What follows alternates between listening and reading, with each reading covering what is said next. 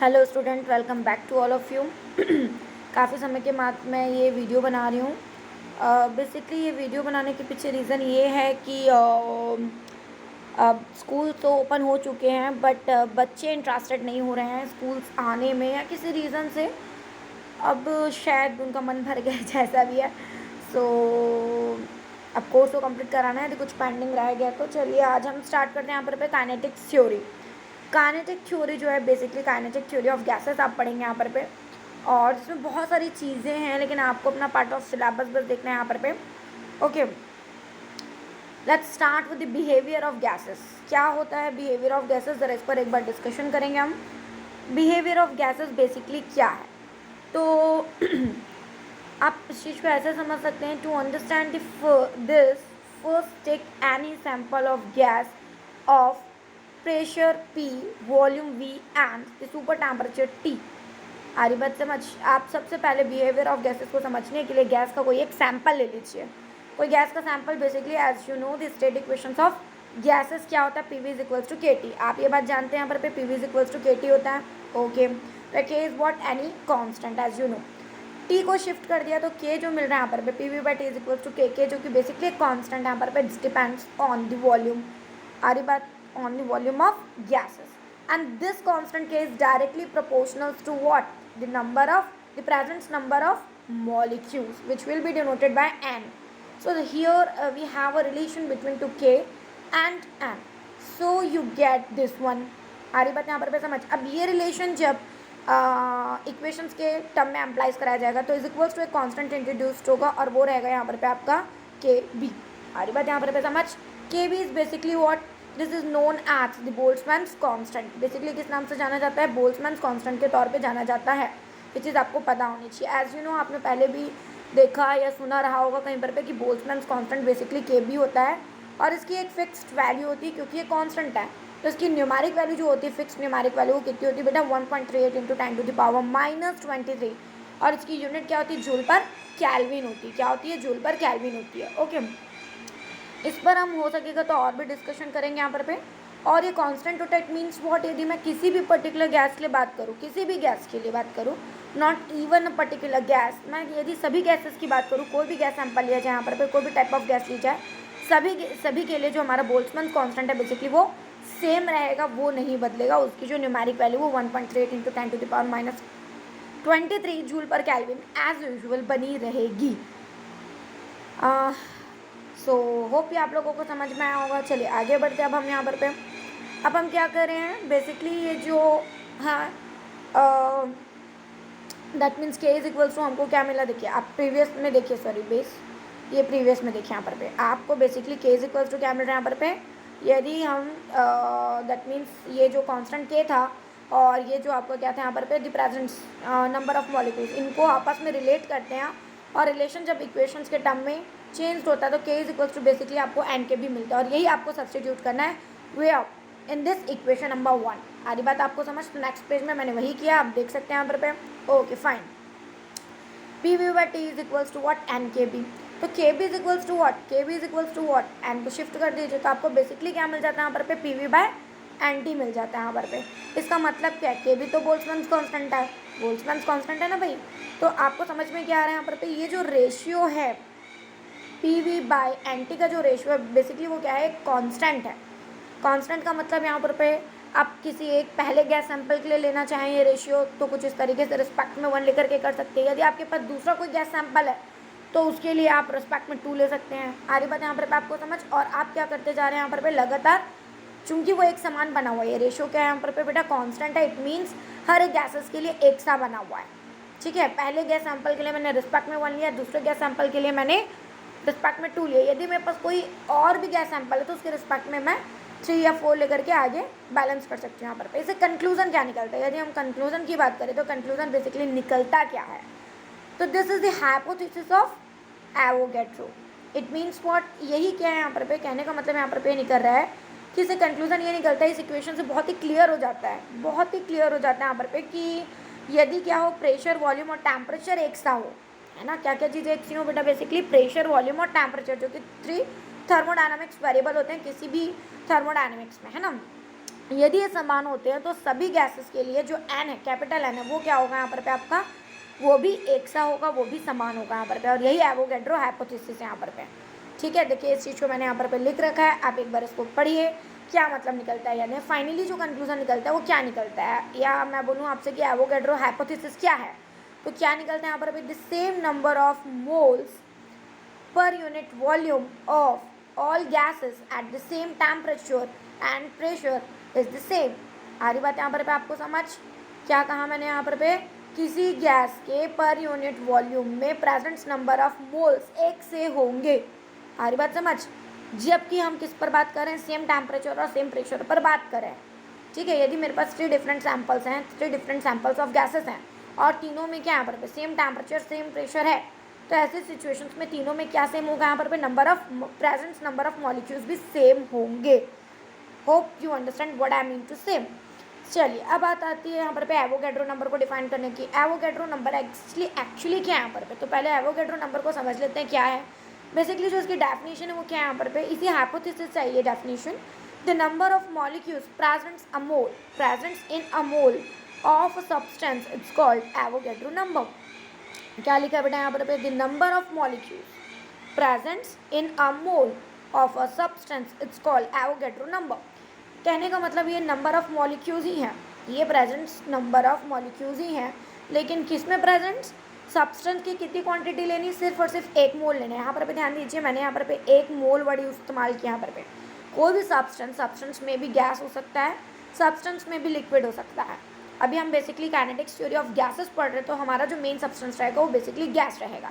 तो यदि हम गैस सब्सटेंस लेते हैं यहाँ पर पे, और उसकी कितनी क्वांटिटी ले रहे हैं, 1 मोल क्वांटिटी ले रहे हैं, तो उस 1 मोल में प्रेजेंट नंबर ऑफ मॉलिक्यूल्स की बात की जा रही है यहाँ पर सिर्फ और सिर्फ 1 मोल से कम या ज़्यादा के लिए स्टेटमेंट फॉलो नहीं होगा। स्टेटमेंट वर्क करें यहाँ पर पे किसके लिए, 1 मोल और मोल ऑफ अ सब्सटेंस। आ रही बात समझ, यहाँ पर main present number of molecules की बात की जा रही है। This is known as Avogadro number which is fixed. किसी 1 मोल में मैक्सिमम कितने नंबर ऑफ मॉलिक्यूल्स हो सकते हैं यहाँ पर पे, वो है 6.02 into 10 to the power 23। This Avogadro is fixed in 1 मोल। आ रही बात है यहाँ पर पे समझ, 1 मोल ऑफ एनी सब्सटेंस। समझ में आ रहा है यहाँ पर पे, तो ये एवोगैड्रो नंबर एक न्यूमेरिक वैल्यू, और ये न्यूमेरिक वैल्यू क्या है यहाँ पर पे, 6.02 into 10 to the power 23। This is the present number of molecules in a mole of a substance, and this is called the Avogadro number which will be denoted by N A. देखिए मैंने respect में ए लिखा है, A for ऐसे वैसे molecules की बात नहीं की जा रही है यहाँ पर, सिर्फ और सिर्फ सब्सटेंस के 1 मोल में प्रेजेंट नंबर ऑफ मॉलिक्यूल्स की बात की जा रही है, जिसे ही उस पर्टिकुलर नंबर को ही हम एवोगैड्रो नंबर के तौर पे पढ़ रहे हैं यहाँ पर। समझ में आया? Okay, so what do you mean by the 1 मोल। आप लोग केमिस्ट्री वाले भी हैं, केमिस्ट्री भी आप लोग साइंस वाले स्टूडेंट हैं, केमिस्ट्री में पढ़ा होगा आपने, ए मोल या 1 मोल को आपने डिफाइन किया होगा कि 1 mole is equals to how many. Okay, so कितना है यहाँ पर पे बेसिकली आपने पढ़ा होगा, तो चलिए एक बार यहाँ पे भी देख लेते हैं, फिर बताइएगा मुझे मैं सही बता रही हूँ गलत बता रही हूँ। तो बेसिकली हम गैस के लिए पढ़ रहे हैं, हमारा जो सब्सटेंस है वो गैस है। यदि मैं वहाँ पर पे 1 मोल बोलूँ तो बेसिकली डेफिनेशन क्या तैयार होती है 1 मोल की, measures of a gas on a standard heat and standard pressure, the mass of a 22.4 liters volume equals to the mass of the molecules expressed in grams of that gas। आ रही बात यहाँ पर समझ नहीं समझ में आया? अब इस चीज़ को मैं हिंदी में एक बार ट्रांसलेट कर देती हूँ आप लोगों के लिए। बहुत ही सिंपल, वैसे मैंने इंग्लिश उसमें इस्तेमाल किया है, बहुत ही टफ इंग्लिश नहीं है, बहुत ही सिंपल वर्ड्स में लिखा है यहाँ पर। बेसिकली क्या है, यदि हम 1 मोल की बात करें यहाँ पर, that means we are going to define the 1 mole which is a quantity of any substance. Basically what, okay, so if you are going to define the 1 mole quantity of any substance, first you have to continue with the standard temperature and the standard pressure। okay, so standard temperature pressure में पर किसी भी gas के 22.4 litres volume का मास, ठीक है, उस gas के ग्राम्स में एक्सप्रेस्ड मॉलिक्यूल्स के मास के इक्वल होता है। समझ में आ रहा है? And this is called the 1 मोल। तो आपको क्या समझ में आया? बेसिकली आपको करना क्या होगा, स्टैंडर्ड टेम्परेचर प्रेशर्स के साथ कंटिन्यू होना पड़ेगा फर्स्ट ऑफ ऑल। और आप गैस के कितने वॉल्यूम्स को ले रहे हैं यहाँ पे, किसी भी गैस सैंपल का कितना वॉल्यूम, मतलब इट मीन्स कितने वॉल्यूम का मास लेकर के चल रहे हैं यहाँ पे, तो 22 लीटर वॉल्यूम का मास आप यहाँ पर लेकर के चलेंगे। ठीक है, तो चलिए देख लेते हैं स्टैंडर्ड प्रेशर बेसिकली क्या होता है। आप सभी जानते हैं 273 कैल्विन्स होता है बेसिकली। और स्टैंडर्ड प्रेशर क्या होता है, जो कि क्या होता है यहाँ पर कितने एटमॉस्फेरिक प्रेशर्स के इक्वल होता है, 1.013 इंटू 10⁵ newton per metre square. As you know pressure it means pascal, that means newton पर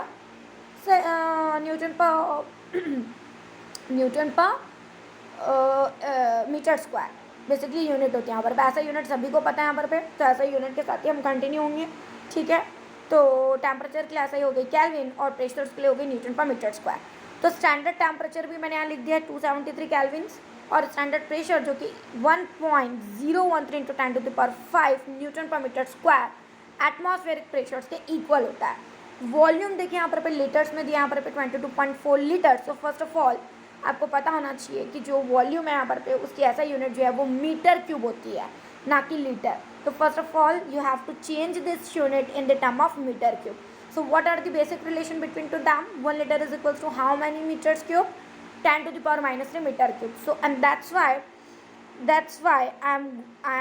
I multiplied with the 10⁻³ आ रही बात समझ यहाँ पर तो चलिए अब सारी चीज़ें जो है हमने सारे सब्स्टिट्यूशन कर देने हैं, सारी वैल्यूज़ हमारे सामने हैं।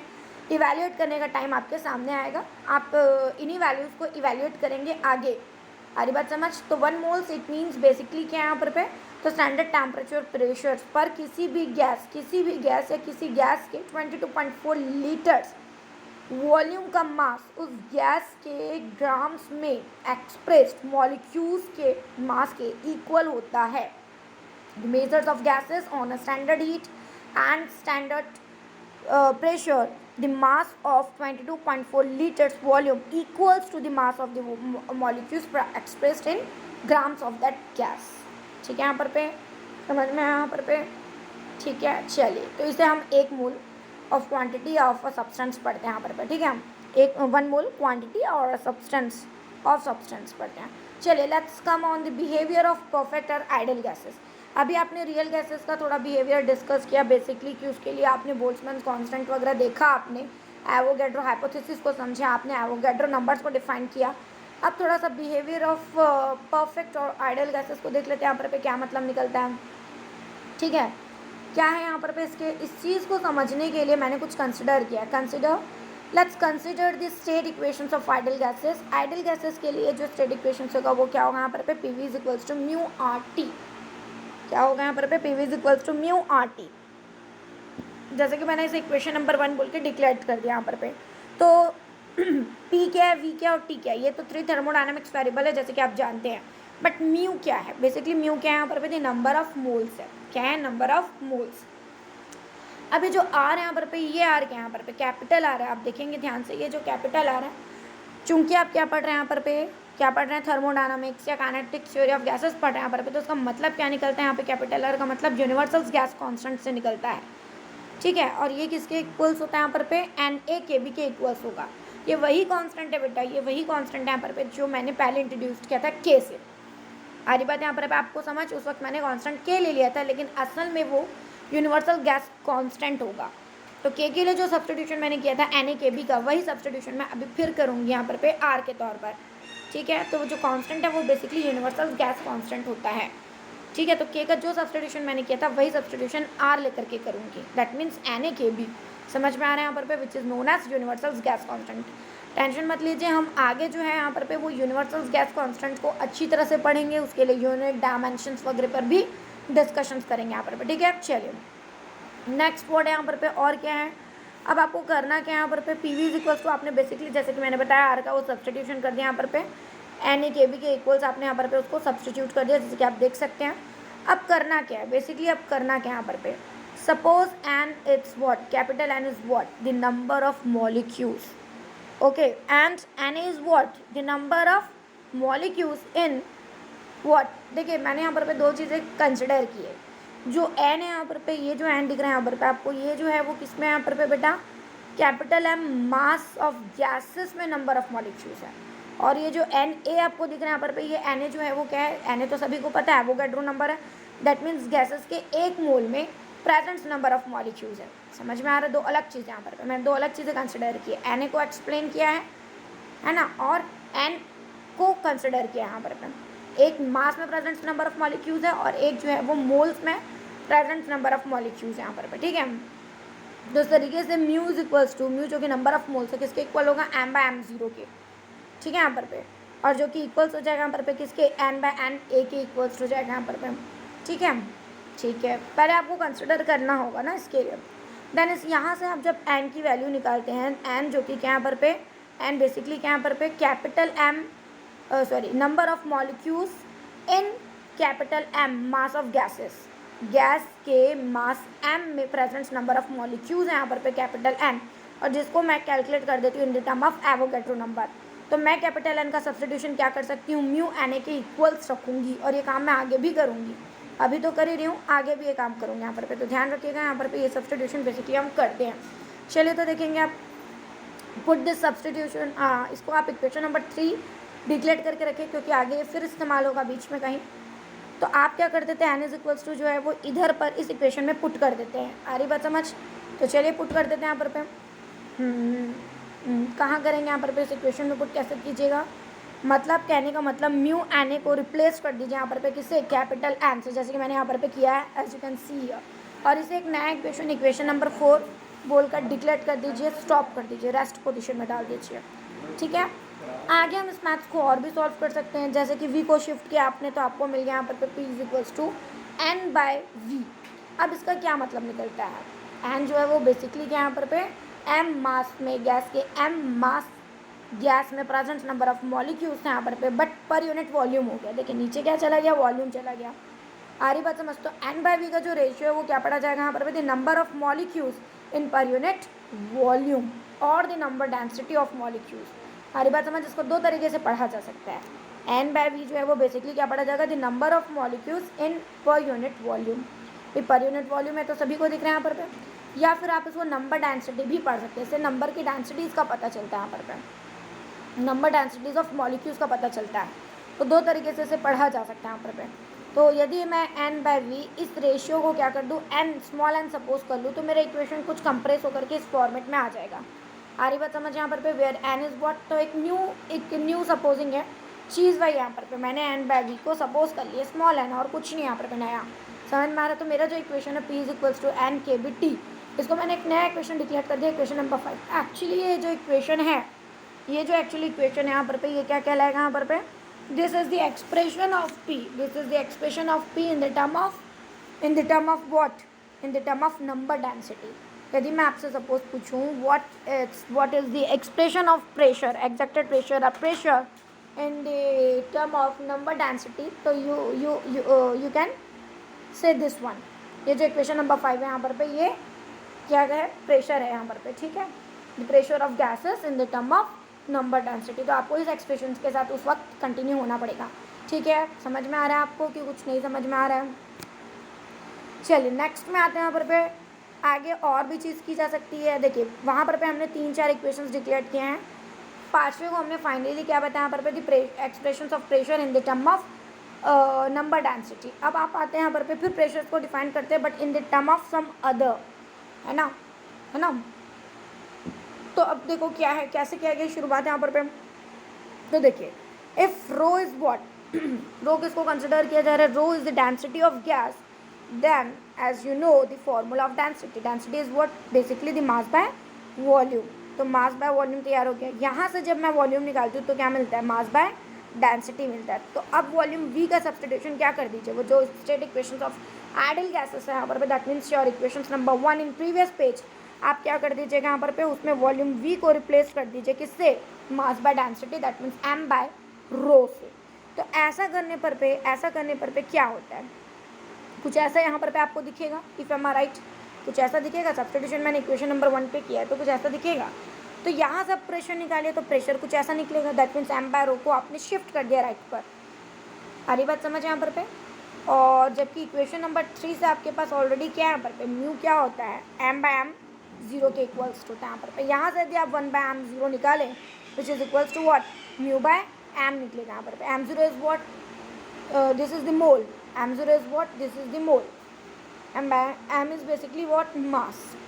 ठीक है, तो यहाँ से आप 1/m0 की वैल्यू निकाल लेते हैं जो कि क्या होती है μ/m के इक्वल होती है। तो मैं μ/m को क्या कर देती हूँ यहाँ पर रिप्लेस कर देती हूँ 1/m0 से। आरी बात समझ, यही काम यहाँ पर किया है। देखो यहाँ पर क्या है आपके पास म्यू है, ये देखिए ऊपर में क्या है म्यू है, नीचे में m है, तो μ/m का जो रेशियो उसको मैं क्या कर देती हूँ 1/m0 से रिप्लेस कर देते हैं। तो देखिए क्या आ गया यहाँ पर से μ/m हट करके 1/m0 दिख रहा है यहाँ पर आपको। ठीक है, समझ में आया यहाँ पर अब ये जो फॉर्मेट है यहाँ पर इस फॉर्मेट को मैंने बॉक्स में एनक्लोज किया यहाँ पर और इसे मैंने इक्वेशन नंबर 6 बोल के डिक्लेयर किया। इसका मतलब क्या यहाँ पर this is also the expression of pressure, okay, but in the term of what mass density. This is called what the mass density. ये मास डेंसिटी के टर्म में कहलाएगा, किस टर्म में कहलाएगा यहाँ पर मास डेंसिटी के टर्म में कहलाएगा। तो here we have two different expressions of pressures. Question number 5 is what the expressions of pressure in the term of density, and this equation number 6 is also the expressions of pressure but in the term of mass density। तो ये दोनों आपके numerics में काफ़ी helpful रहेंगे यहाँ पर ठीक है। चलिए अब हम आगे बढ़ेंगे यहाँ पर आगे बढ़ेंगे। Okay, let's talk about the idol gas.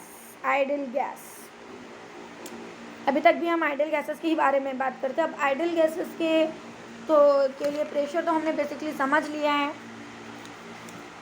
अब हमको उसके लिए समझना क्या है यहाँ पर ये सारी चीज़ें तो आपने देख ली, प्रेशर का एक्सप्रेशन देख लिया यहाँ पर अब हम थोड़ा सा ये देखेंगे कि आइडल गैसेस ले यदि हम ग्राफ प्लॉट करें, आरी बात समझ, ग्राफ प्लॉट करते हैं तो हमको ग्राफ कैसा मिलता है और ग्राफ किन दो के बीच प्लॉट करना है हमको। ठीक है, किन दो क्वांटिटीज़ के बीच हमको बेसिकली प्लॉट करना है यहाँ पर ग्राफ, वो चीज़ भी हमको देखनी पड़ेगी यहाँ पर। ठीक है, तो चलिए अब ग्राफ प्लॉटिंग को समझेंगे कि किस तरीके का ग्राफ बेसिकली मिलता है। तो आइडल गैसेस क्या होती हैं यहाँ पर हम उन गैसेस को आइडल बोलते हैं basically which follows the ideal gas equations on all temperatures and pressures are called the ideal gases.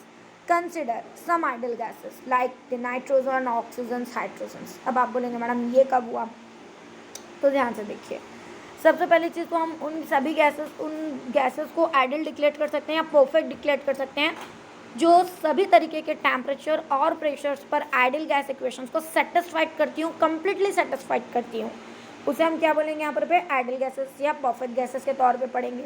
Idol gas equation तो पता ही PV is equals to μRT, ये सेटिस्फाइड होना चाहिए सभी तरह के टेम्परेचर और प्रेशर्स पर, तभी हम गैसेस को आइडल डिक्लेयर कर सकते हैं। देखिए इसके पीछे एक छोटी सी कहानी है, समझ लीजिए। एक्चुअली होता है क्या बेटा कि बिहेवियर में, है ना, बिहेवियर में ऐसे कोई भी गैस नहीं है जो आइडल हो या आइडल इक्वेशंस को पूरी तरह से सेटिस्फाइड कर पाए। हो सकता है कुछ गैसेस जो हैं वो 80 to 85, कुछ हो सकता है 85 to 90, कुछ हो सकता है 90 to 95% जो है वो आइडल गैस इक्वेशंस को सेटिस्फाइड कर दी होंगी, बट 100 out of 100 जो है वो कोई भी सेटिस्फाइड नहीं कर सकते, क्योंकि आइडल की situation as you know, ideal की सिचुएशन जो है वो बहुत ही रेयर होती है। रेयर क्या, ऑलमोस्ट ना होती है, मतलब यह बोल सकते हैं ऑलमोस्ट हाँ होते होते रह जाती है। पूरी तरह से कोई भी चीज़ आइडल नहीं। जैसे कि थर्मोडायनामिक्स जब आप पढ़ रहे थे तो मैंने आपको बताया था हम आइडल इंजन के तौर पे कार्नोट इंजन को पढ़ते हैं यहाँ पर और कार्नोट इंजन जो कि सिर्फ इमेजिनेशन पर बेस्ड कॉन्सेप्ट है यहाँ पर क्योंकि वो रिवर्सेबल प्रोसेस पर बेस्ड है और कोई भी प्रोसेस पूरी तरह से रिवर्सेबल नहीं होता है।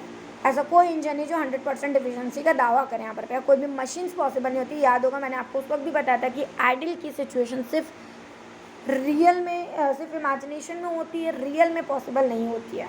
ठीक है, तो ध्यान रखिएगा यहाँ पर ऐसी कोई भी गैसेस नहीं है जो वो लंच यहाँ पर कि पूरा का पूरा सेटिस्फाइड करे, पूरा का पूरा 100% सेटिस्फाइड करे। जो most of the percent satisfied करता है उस इक्वेशंस को, उसको भी हम आइडल की कैटेगरी में डाल सकते हैं। यहाँ पे वही काम किया गया, जैसे कि मैंने क्या बताया आपको यहाँ पर कठिनाई से, बहुत ही कठिनाई से जो द्रवित क्या बोलना चाहिए यहाँ पर इसको, जो होने वाली जो गैसेस हैं यहाँ पर लाइक नाइट्रोजन, ऑक्सीजन, हाइड्रोजन, ऐसी बहुत सी गैसेस हैं जो काफ़ी हद तक आइडल गैस इक्वेशंस को फॉलो करती हैं। आ रही बात समझ? जैसे अभी मैंने आपको एग्जांपल दिया 90 to 98% हो सकता है, बट पूरा 100% नहीं हो सकता। और प्रैक्टिकली देखा जाए तो प्रैक्टिकली वर्क्स में जो है वो इन्हें हम क्या कर लेते हैं, आइडल गैसेस के तौर पे हम कंसिडर कर लेते हैं। हरी बात समझिए, नाइट्रोजन ऑक्सीजन जो है वो आइडल नहीं है, बट चूंकि ये क्या करते हैं यहाँ पर पे ज़्यादा से ज़्यादा या ऑलमोस्ट क्या कर देते हैं, आइडल गैस इक्वेशंस को सेटिस्फाइड करती हैं ऑलमोस्ट। सो दैट्स वाई हम क्या कर देते हैं इन्हें, यदि हम प्रैक्टिकली बात करें तो प्रैक्टिकली हम क्या कर देते हैं, नाइट्रोजन ऑक्सीजन हाइड्रोजन इन्हें आइडल गैसेस के तौर पे कंसिडर कर सकते हैं, कोई बुराई नहीं है यहाँ पर भी, ठीक है। Okay, ideal gas equations PV is equals to mu R D यहाँ पर पे, तो यहाँ से आप बेसिकली निकालिए क्या, PV by mu T is equals to R, ये चीज़ तो मैंने आपको पहले भी बताई, आर जहाँ पर पे यूनिवर्सल गैस कांस्टेंट है यहाँ पर पे। अब ग्राफ प्लॉटिंग की जा रही है यहाँ पर पे किसके बीच, पीवी बाय, अब देखो PV by mu T is equals to universal gas constant है, मतलब ये रेशियो क्या है यहाँ पर पे, फिक्स। इस रेशियो पर पहले भी हमने डिस्कशन किया है। अब जो ग्राफ प्लॉट किया जा रहा है यहाँ पर पे, let's plotting a graph between the PV by mu T and the pressure P, किसके साथ, प्रेशर पी के साथ ग्राफ प्लॉट किया जा रहा है यहाँ पर पे। then what, then we got a parallel straight line along with p axis।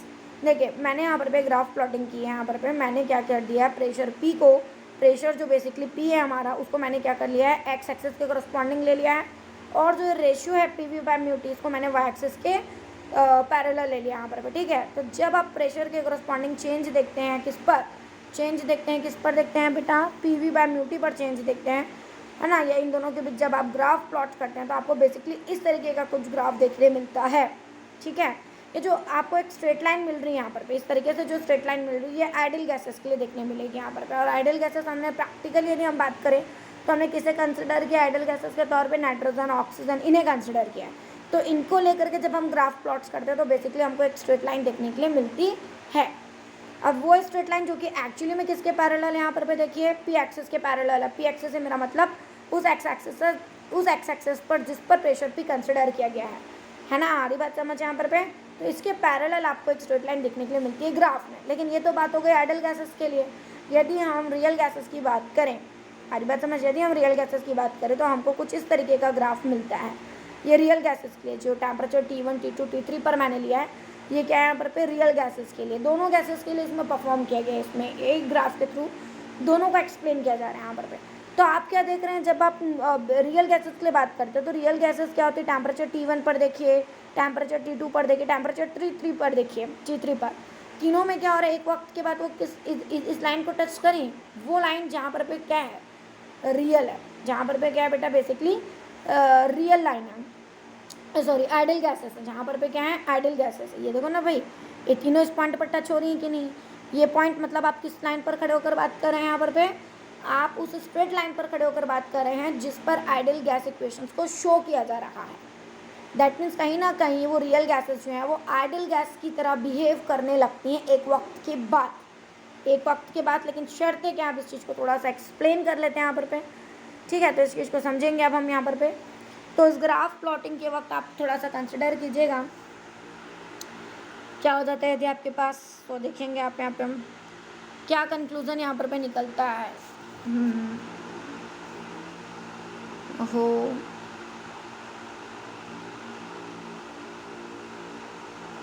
एक आध पेज मिस हुआ है क्या, ओके। तो बेसिकली क्या है यहाँ पर पे, क्या कंक्लूज़न क्या निकलता है यहाँ पर पे, ठीक है। तो कंक्लूज़न पर एक बार गौर कर लेते हैं।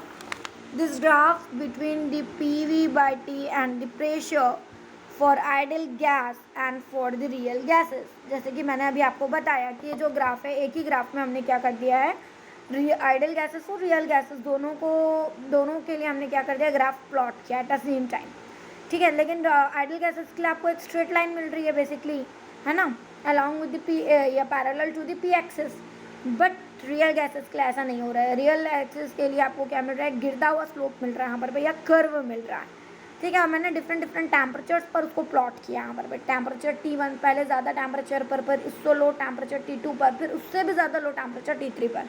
तो कंक्लूजन क्या निकलता है उस ग्राफ का, भाई हर एक ग्राफ का अपना एक कंक्लूजन होता है। तो इसका कंक्लूजन फाइनली निकलता क्या है, at low pressure and high temperatures the behavior of real gases starts to resemble idle gas।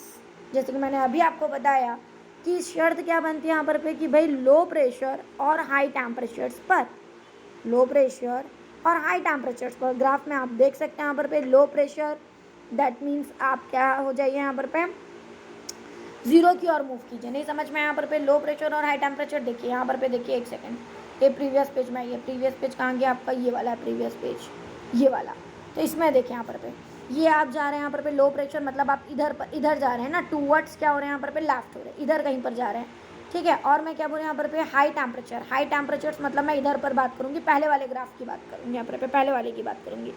तो आप क्या देख रहे हैं यहाँ पर ये उतना डीप में कर्व नहीं बना है, ये उतना डीप में कर्व नहीं बना है ना, उतना डीप में कर्व नहीं यहाँ पर दैट मीन्स ये क्या हो सकता है यहाँ पर इसको हम क्या कर सकते हैं, कैसे कंसिडर कर सकते हैं यहाँ पर एक स्ट्रेट लाइन के तौर पे भी कंसिडर कर सकते हैं, ठीक है। चलिए, तो क्या समझ में आ रहा है यहाँ पर कंक्लूजन जो बेसिकली निकल रहा है वो क्या निकल रहा है, वो कंक्लूजन जो है वो बेसिकली निकलता है at low pressure and high temperatures behaviour of real gases, जो रियल गैसेस का बिहेवियर है वो कुछ हद तक क्या हो जाता है, कुछ हद तक या बोलना चाहिए आइडल गैसेस के बराबर होने लगता है या आइडल गैसेस जैसा होने लगता है, ठीक है। लेकिन शर्त क्या बनी यहाँ पर at low pressure and high temperatures पर, ठीक है। समझ में आ रहा है यहाँ पर जो बिहेवियर में गैसेस हैं जो रियल गैसेस यहाँ पर जो बिहेवियर में पॉसिबल होती है बेसिकली वो आइडियल गैसेस के जैसा बिहेव करना शुरू कर देती हैं, ठीक है। चलिए, इस पर ज़्यादा टाइम वेस्ट नहीं करते हैं, अब आगे बढ़ते हैं यहाँ पर now let's derivation of gas law from the ideal gas equations. अब यहाँ पर किसको डिराइव किया जा रहा है, गैस लॉ को, गैस के जितने भी लॉज हैं उन्हें डिराइव किया जा रहा है यहाँ पर by the ideal gas equations. कैसे पॉसिबल है यहाँ पर ओके, सबसे पहले गैस से रिलेटेड जो लॉ है वो है बॉयल्स लॉ।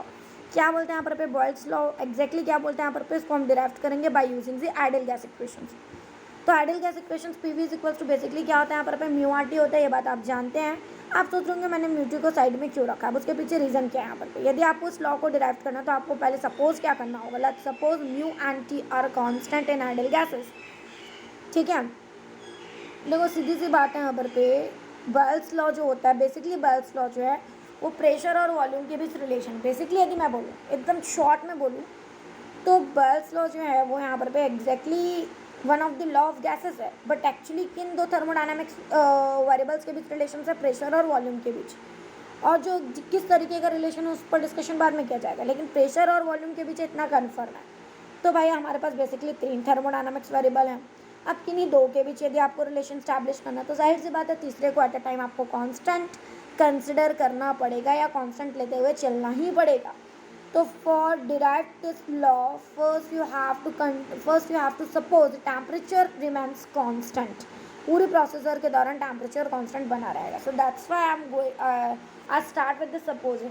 आ रही बात समझ यहाँ पर म्यू एंड टी, म्यू तो बेसिकली है ही कांस्टेंट, नहीं म्यू तो नंबर ऑफ मोल्स है यहाँ पर और टी को भी हमने कांस्टेंट कंसिडर कर लिया। तो अब आप चूंकि म्यू और टी दोनों constant at the same time, तो ऑब्वियसली यहाँ पर ये कांस्टेंट का कांस्टेंट के साथ मल्टीप्लिकेशन, म्यू टी एक कांस्टेंट है, आर एक यूनिवर्सल गैस कांस्टेंट है, कांस्टेंट का कांस्टेंट के साथ जो प्रोडक्ट आएगा यहाँ पर वो तीसरा कांस्टेंट होगा जिसे मैंने के कंसिडर करना है तो कीजिए, नहीं तो मत भी कीजिए। दैट मीन्स राइट में क्या है आपके पास बेसिकली 2 क्वांटिटीज़ हैं, आर है और म्यू टी है। आर तो यूनिवर्सल गैस कांस्टेंट है ही और म्यू टी को मैंने at a time constant consider कर लिया है।